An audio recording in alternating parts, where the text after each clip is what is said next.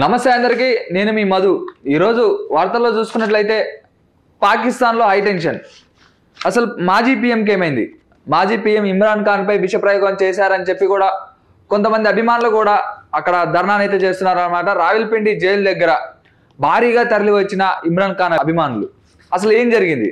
రావిల్పిండి జైల్లో ఉన్న ఇమ్రాన్ ఖాన్పై అసిమ్ మునీర్ అనే వ్యక్తి విషప్రయోగం చేసినట్లు కూడా అధికారులందరూ కూడా ఇంతవరకు కూడా ఎలాంటి సమాచారం ఇవ్వడంపై అభిమానులందరూ కూడా అదే నమ్ముతున్నారు.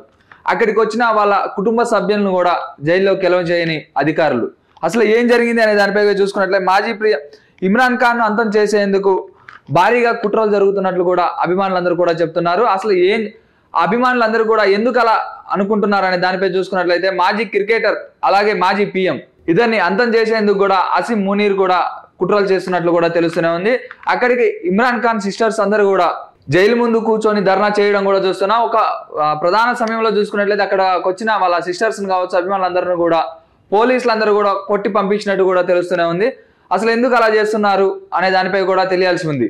అయితే ఇమ్రాన్ ఖాన్ ఆరోగ్య పరిస్థితిపై కూడా అధికారులు ఎలాంటి స్పందన ఇవ్వలేదు. అసలు ఏం జరిగింది అని చెప్పి ఇంతవరకు ఇన్ని వార్తలు వస్తున్నా కానీ ఎలాంటి స్పందన అయితే అధికారులు కూడా ఇంతవరకు ఇవ్వలేదు.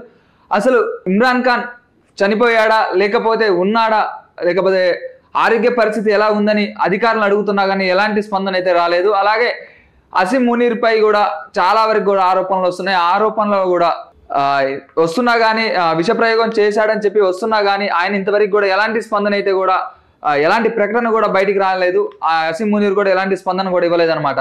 అసలు ఏం జరుగుతుంది పాకిస్తాన్ లో చూసుకున్నట్లయితే అక్కడికి వచ్చిన జైలు దగ్గరకు వచ్చిన రావిల్పిండి జైలు దగ్గరకు వచ్చిన అభిమానులు కావచ్చు, అలాగే పార్టీ అధినేతలు కావచ్చు, వాళ్ళందరూ కూడా వచ్చినా కానీ వాళ్ళందరినీ కూడా పోలీసులందరూ కూడా చెల్లాచెదురు చేసి వాళ్ళందరినీ కొట్టి పంపించినట్టు కూడా తెలుస్తూనే ఉంది.